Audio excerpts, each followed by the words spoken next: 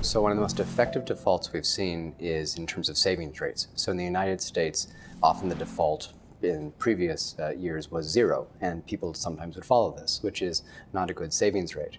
So the defaults have been introduced and changed recently, and now that has led to the millennial generation saving more than those that have preceded it.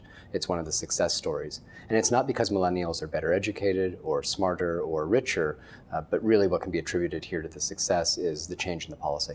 So the image you see now is a well-known visual illusion, and it's not moving. This is a static image. However, the vast majority of people, when they look at this, see the rings moving. We use this visual illusion to drive this point home because this is an instance in where people know better, but their brains are simply hardwired to see something that they know really isn't there. It highlights the tension between these two different minds people have when they think about the world. So when we bring this idea to financial planning and financial decision making, what we're trying to advocate here is thinking about the two minds people have when they consider these kinds of decisions, understanding that people are not always perfectly rational, and telling them to be rational isn't going to be sufficient. So this example is meant to push along those lines and start to think about how we can change the context of different decisions to help people make better choices.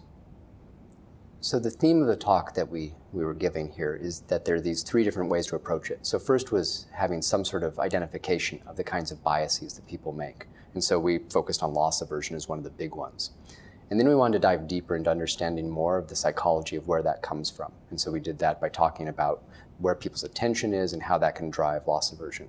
And lastly, and I think the most exciting part of the work I get to do now, is trying to think of these insights and then find ways to use those and apply those to help people make better decisions.